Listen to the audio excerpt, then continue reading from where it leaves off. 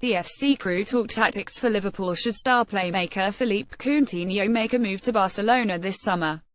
Philippe Coutinho is one of the great success stories of Fenway Sports Group's time in charge at Liverpool.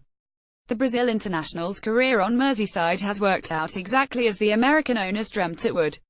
Until now. When FSG took over the club in 2010, they developed a plan. The idea was to make Anfield a prime destination for the best young players in the world, a place where youngsters would get playing time to develop their talents. Coutinho, who could not make the breakthrough into the first team at Inter Milan, arrived at Liverpool at the age of 20 and flourished. Converting potential into success has been a key component in FSG's approach to the game, but that success, in the owner's imagination at least, would be expressed in trophies. The latter has not happened. Not all the young players who came to Anfield progressed at the same rate as Coutinho, and the silverware has not materialized. Instead, the 25-year-old has outgrown his teammates and surroundings. It was not meant to be this way. Selling Coutinho, who cost a mere £8.5 million, would produce a massive profit. The more cynical supporters among the Liverpool fanbase will be quick to accuse FSG of parting cash before competitiveness, but it was never part of the owner's plans to turn Anfield into a money-making finishing school for talented youngsters. Barcelona's interest in Coutinho has come at a bad time. Liverpool's efforts in the transfer market during the summer window have been far from impressive. The club were keen to project the image of Michael Edwards, the sporting director whose remit is player recruitment, as being world-class. Yet the embarrassing apology Liverpool issued to Southampton in June over their pursuit of Virgil van Dijk, and the fruitless attempt to lure Naby Keita to the Premier League, suggest otherwise. Anfield's chaotic approach to player acquisition means that a decision over Coutinho's future has become more than a business of footballing issue. It has become a matter of prestige. Liverpool owner John Henry, second from right, and FSG continue to misjudge the transfer market. It's a damaging problem. After Red Bull Leipzig stood firm in the face of Liverpool's offer of £70 million for Keita, the Merseyside club cannot afford to capitulate easily to Barca. FSG and the fans on the Kop believed that their status is closer to the Catalan teams than the Bundesliga side. Losing Coutinho would be a painful reality check. It would mean Liverpool were neither powerful enough to impose their will on Leipzig nor strong enough to withstand Barca's predatory advances. It is not a message that FSG want to send to the rest of Europe, especially as the team attempts to qualify for the Champions League group stage for just the second time in the owner's 7 years in charge.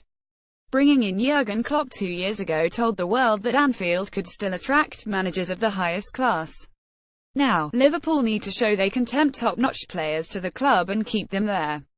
It sets up a complex scenario where the decisions being taken may not be the most rational.